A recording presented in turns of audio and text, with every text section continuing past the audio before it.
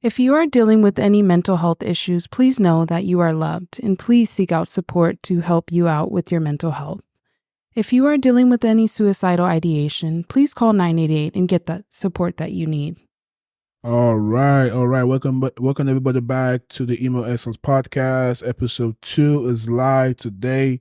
In this episode, we're going to be talking about current generation Gen Zs and what they're going through mentally.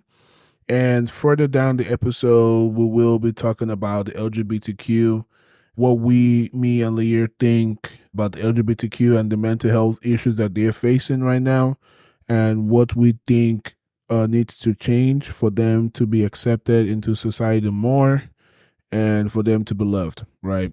So, as we all know, Lear, babe, we are Gen Zs, right?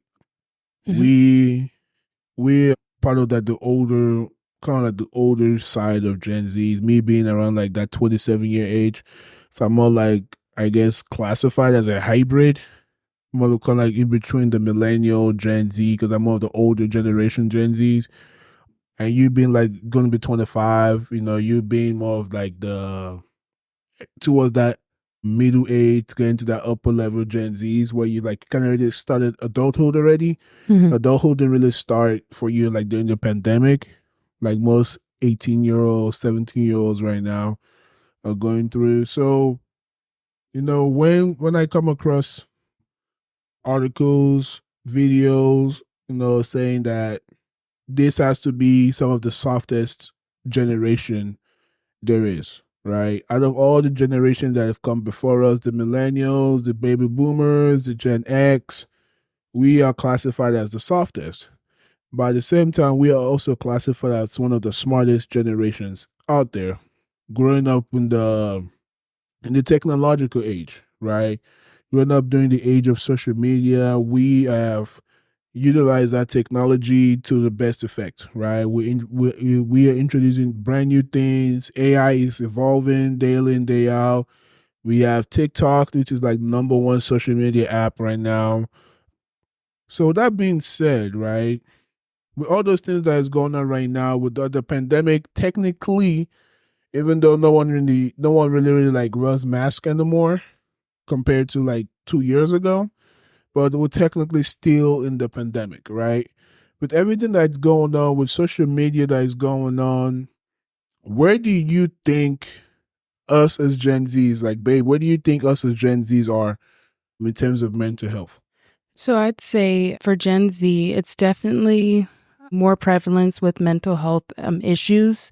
I believe that's in part to social media just being more readily accessible. And now it's coming to where there's a lot of now just teens or even younger children who are just getting on platforms like at a much earlier age.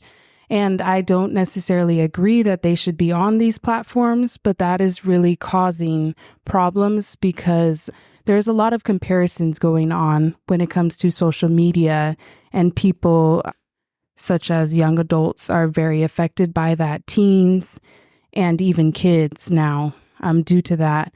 And so, babes, what do you think about social media, the prevalence? So I just saw an article not too long ago, like couple days ago, that they are trying to pass a bill to, in a way, limit social media for people under the age of 16, right? Right. That's what Congress is trying to pass right now. It's called the Social Media Child Protection Act. That's what one article that came across to me, and I truly on this side. Normally, I'm not really a government person, but this is one thing I truly believe would help, because part of the reason why our generation go through a lot of mental health issues is due to the biggest one being is social media. Right. We This generation tends to be influenced by things that they see on TikTok, Facebook, Twitter, pretty much just influencers, right?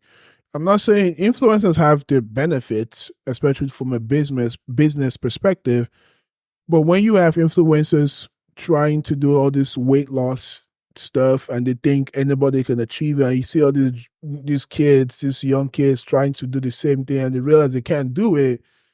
That to me gets them like, they get them mentally messed up. It makes them depressed. But why? How come she can do it but I cannot do it? Right? They set their bar too high because they see other people do it. And it's like, no, you cannot. But first of all, how do we know these influencers are natural? Right? Because that's one of the big things in the gym community. Is like, how do we know you're natural? How do you know that this is a natural thing? How do you know you're not taking drugs or steroids to improve it? So you are setting yourself, for disappointment because you see this on social media and think, oh, I can do this, right? I truly believe that social media it's been a fun thing. Me, like I said, we as older Gen Zs, we can sort of navigate our way to social media in a way, in a better way than people with like 16, 17, 18-year olds who are just like get it on them. We can kind of navigate, but I feel like we need to limit the amount of social media that we're exposing to these young kids. Like, I'll be seeing kids today, 12 years old, 13-year-old, being on Twitter. What are you doing on Twitter at 13? You're in middle school. Twitter is not a place for kids. You're barely becoming a teenager. You're still barely entering high school. It's not a place for kids. TikTok is fun, but there are also places on TikTok where they like talk about all these dark things and things that kids should not see. You know, but that to me is like my first culprit to me, social media. And where do you think the parents come into this for kids? I would say that a lot of parents, I don't think, are aware of just how much their kids are on social media. It's either that or just sometimes they just don't care enough. They're trying to be their child's best friend rather than actually trying to parent them the right way. And so I think a lot of kids nowadays are starting to just get away with a lot of things. Like, this actually reminds me, I had saw recently that multiple kids now on TikTok are getting like this very expensive makeup that they should not even be having on. And their parents are literally buying it for them. So it's like, you have to look at the parents to realize, like, wow, their actions are causing their children to act this way. And that's the other part about it, is that parents also, they don't realize how much they are damaging their own children. And this is another reason why now young kids coming in, or even young adults now, they're having mental health issues because the parents didn't even take the recognition or the accountability for themselves to, make a change and try to look at what are their kids actually doing and looking into it further and actually being there as a parent instead of a friend. Would you agree with that? I absolutely do agree. So for this tool, like for example, Instagram, right? They advertise. They have a tool where parents can limit the access for kids who have Instagram, right? Which is a great tool. But I don't think a lot of parents utilize it, right? I just think parents, especially Gen Z parents, need to make sure that they are really not putting their kids in social media at a very early age. That's why I like the parents who hide the kids' faces on social media. It's like, you don't like, I want them to stay out of the spotlight. Let them get to a certain age when they're mature enough to deal with social media. Because listen, y'all, like, social media it's a fun tool. You know, it's intended to be a fun tool. It's intended for us to make friendship, get to know people around the world, entertain ourselves. But at the same time, it's really dark. They have some really dark things, and we take the people will create TikTok, Instagram. They usually highlight and say, "Hey, this content is sensitive," but they also have an option to still see it, right? And we parents can't tell what their kids are watching on social media. I don't know if there's a tool for it where they kind of track it, but I think that's a tool that will be beneficial for them. But they need to limit the amount of social media the kids get on, if not end it. Like that's why I'm really all for that Child Protection Act, is because at 16 is kind of where you start entering that, you start to get to know things more, right? I think 16 is like the age of consent here. So that's kind of the age where you start to grow up a little bit, kind of try to know things. By the time you're like 13, 12, 11, like you should not be on social media. Because when I was that age, what was I doing? I was outside. Yeah, I'm a Gen Z, but I guess I'm an older Gen Z. When I was like 12, 11, 10, I didn't have social media. I didn't get my first phone until I was 16 years old. True story. You know, I didn't have social media. So all I did was stay outside and play. I'll go play with the neighborhood kids out there. We'll play, we'll be in the long road, the road will be all clear. We'll just all play with our soccer ball. I remember my stepdad at the time got me and my siblings like a goalpost. And we all just sat in the side, and all of us and the neighborhood kids would just be playing soccer. We went outside. As far as older Gen Z, younger Gen Zs are not outside.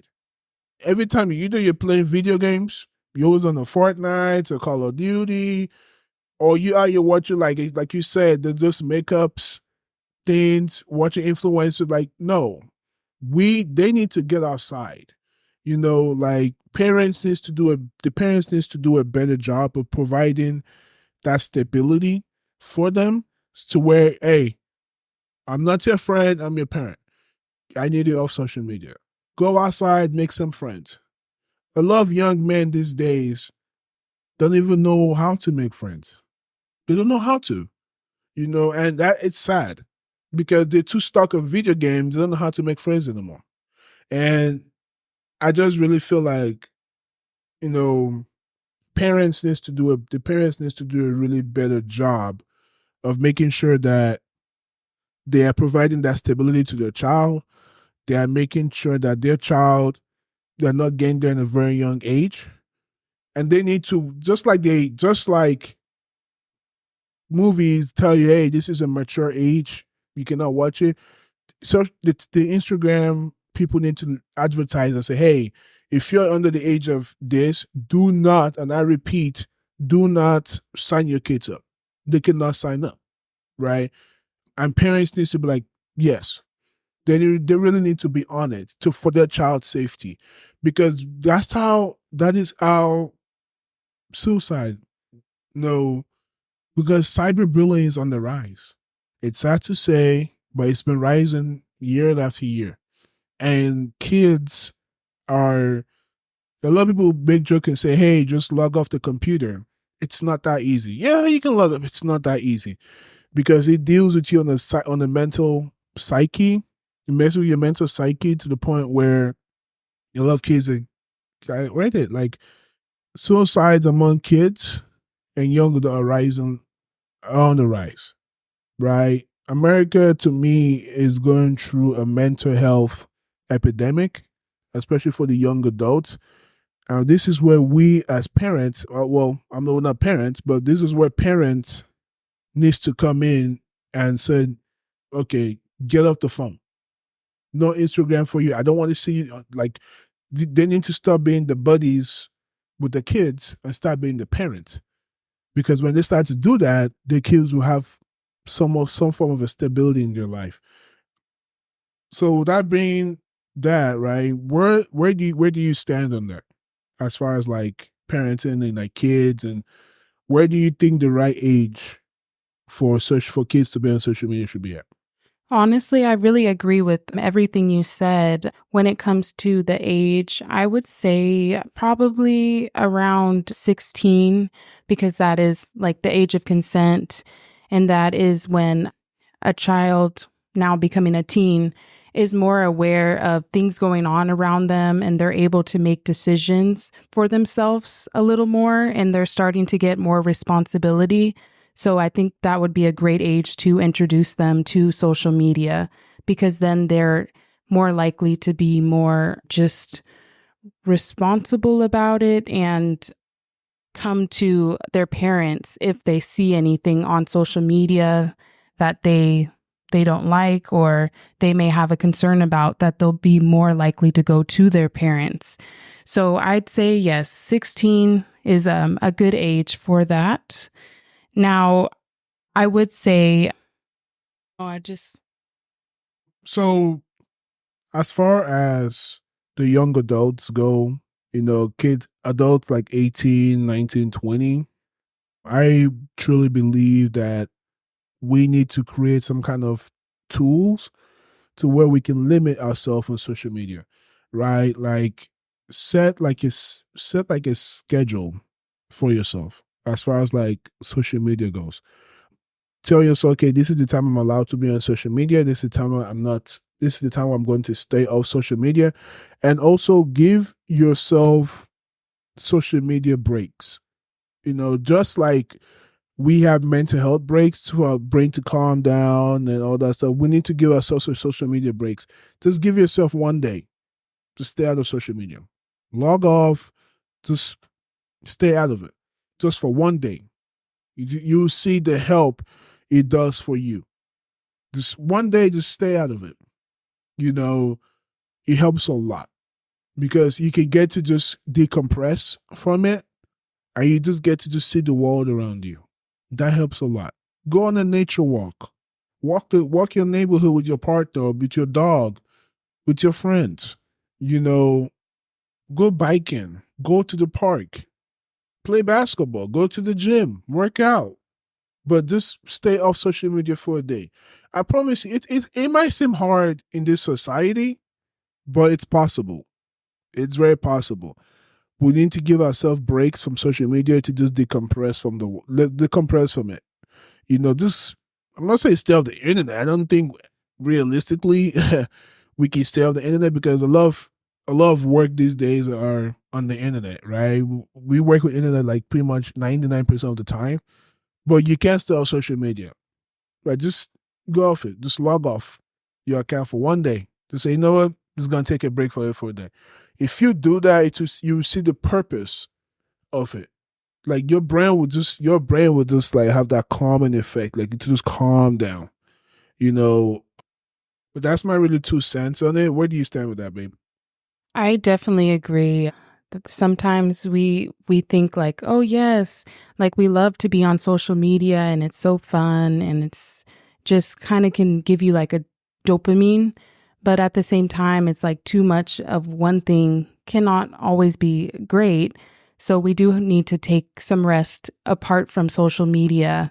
And I will admit for me, TikTok, I've been trying to take a break from that because I'm just like realizing that it's a little bit too much and I need to take a break from it.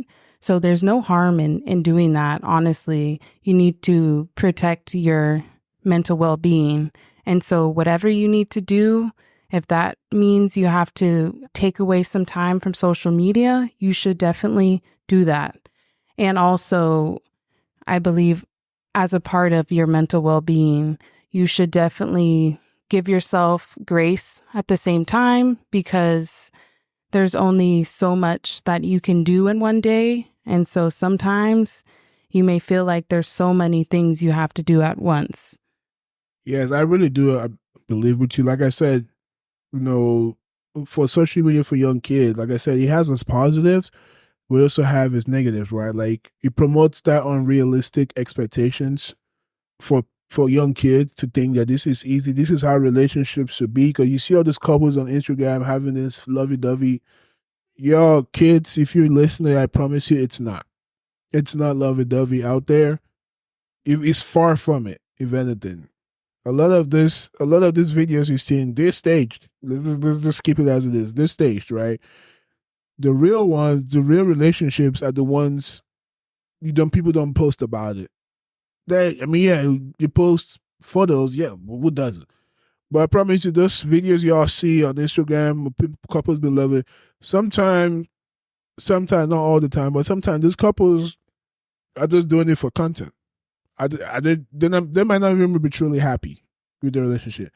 But they realize they have content to make. So guess what? They set up a camera, stage it, post it. Right? I made my money. So it promotes the unrealistic expectations is how this is how it should be. Similar to how porn promotes this expectation for young men and young women to be like, this is how sex is. It's not. You can't do that. What they do in porn, you can't do in real life. Because I promise you, a lot of women they don't do that, right? That's why one thing I liked about Texas, what they did in like I don't know if you know about this, babe, but when you go on Pornhub now, you can't access Pornhub on Texas anymore. They need an ID. You need an ID now, right? And I feel like social media, a lot of accounts, a lot of social media apps, companies should be doing that to me. It's like if you're under the age of 16, you cannot sign up for this site, right? They should require IDs. Like they should have a place where you can take a photo of your ID and post it, and they review it within like minutes, right? I feel like social media companies should do that. That will limit the amount of access kids can do. I feel like that is a great tool. Actually, companies should be utilizing. Do the Pornhub effect thing. Do what Texas did with the porn. Like Instagram, they say you can't access to your 13, right? If this new bill passes, they say okay, you can access to 16. We need an ID. Get your ID, take a photo of it, send it. Our team is going to review within a couple minutes. If you declare you're over the age of 16, you're welcome to enter the site. If you're not, you're gonna have to wait till you're 16, right? A lot of people try to get fake IDs and whatnot. Yeah, it's not, but they should. I believe that social media companies should do that. That would really also help limit the amount of young kids that are entering this app at a very young age when the brain is not properly even formed. Your brain is not properly even formed to what, 21? If I'm not mistaken, from what I read, 21, your brain is not fully formed yet. Your brain is still growing. And for young kids to be going through this thing at a very young age, that's why suicidal tendencies, the ideation, like you said, they're on the rise for young kids because they surround themselves with all these unrealistic expectations. And when it doesn't happen in real life, when it doesn't come to fruition, they get depressed, they get stressed, they get anxious, and guess what? Those thoughts starts to creep in, and we want to limit that, right? So that's just our to take Gen Zs on social media as far as that. But as far as the mental health for the LGBTQ, what do you think? So I think that for the LGBTQ, that the prevalence is just becoming higher and higher in suicidal ideation rates and just mental health problems in general. I believe because there now, due to social media, there is a lot of hate that is being discussed around social media.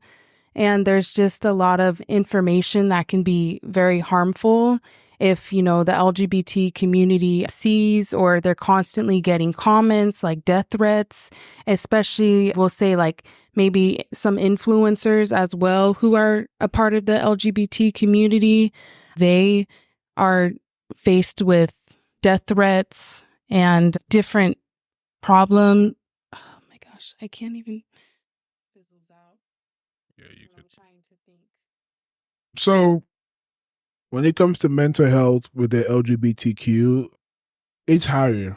You know, I feel like a lot of personally love young kids are being forced into that thing. Like I know you send videos of kids being forced to do this drag queen stuff, right? I just want to say personally that everyone is loved.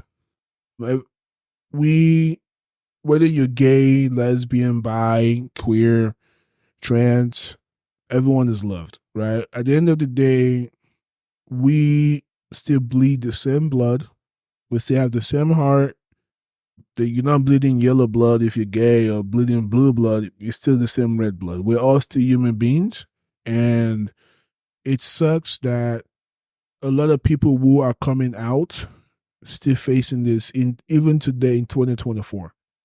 The gay rights gay rights got passed in 2015 when President Obama was still president, right? And 9 years, almost 9 years later, we're still facing the crisis with the LGBTQ. I believe that we, like the religious communities, need to be much more accepted, like provide more acceptance to the LGBTQ. I feel like a lot of churches are pushing them away instead of welcoming them, right? If you're a Christian and you're hating on the LGBTQ, are you really a Christian? Because what the Bible says, well, God loves his children, no matter who you are. Come as you are. That's what the Bible says. Come as you are. Be gay. I've seen love gays be gay and still love God. I've seen gay Christians, gay lesbians, gay bis, but they still love God, right? Because God is not going to shun you away if you're gay, if you're lesbian. But that's also part of the mental health is like a lot of kids are dropping out of school. Suicide is up when it comes to the LGBTQ because they feel, and that's also going back to social media, it's like they feel targeted. They feel they get cyberbullied because of the gay, the lesbian, and it really affects them on the mental health perspective because now they think they're not worth it. They think they should just the world would be better off without them in it. And if that's what you're thinking, I'm here to say that the world will be better off with you in it, not without you. The world needs you. Don't ever think that you're not loved. You are. I don't care who you are. You are loved and you always will be loved. So please know that.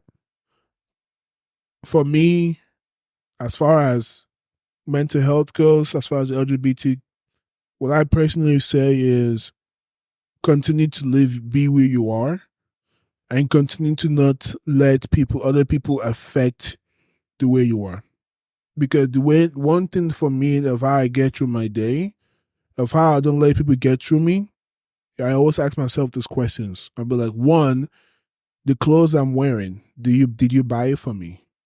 The shoes that I wear, did you buy it for me? Right? Are you paying my bills? If you're not doing all those things, why the hell should I care what you think? And I want a lot of the LGBTQ to start thinking that, especially for the young adults. Don't let other people tell you how to live your life. Go ahead and live your life the way you want to. I promise you that. Don't let other people get to you. You are loved. I don't care what anyone tells you. And parents, please be accepting of your child. Please be accepting. Please know that this is not some kind of disease. It's not some kind of like they're going through some kind of stage. If that's who they are, accept them for who they are. Love them. Because I promise you this, it starts from home. If parents are much more loving of their kids, as the gay kids, the lesbian kids, the bi kids, if they're loved, I promise you they will feel so much better when they go out there in the world. Because why? They have the acceptance of the two most important people in their life. Or if they're a single mom or single dad, they have the acceptance of family. Because at the end of their family is everything. If they have that acceptance, they can tackle anything. But if their parents are shunning them, that's where it starts. Because guess what? Now, when the world starts to shun them too, and they don't have support from family, they're all on their own. And that's when they start to gain creeping, right? They get depressed. They think their parents don't love them. They think family hates them. And that affects their psyche. Then they start to get those, I don't know if I'm even worth it anymore. You're worth it. So my advice is parents, please make sure you are checking in on your kids' mental health at all times. Just calling them. How you doing? How's your mental health? Right? Are you okay emotionally? If anything is going on, please talk to me now. What can I do to help you? If they start to do that, I promise you, the parents can be their own children's therapist without them having to go to actual therapist to pay, right? Parents can be sort of like a free therapist for their children. But those calls needs to happen. That's something I try to do every day on my job. How you doing? How's your mental health doing? You know, I can sense you, everything's not right up here. What can I do to help you? Talk to me. Parents should start doing that with their children. I don't care how old or young they are, but start early, probably around like 9, 10, but start early because it's just the way society is nowadays with kids going to school. It's just it's just how it is.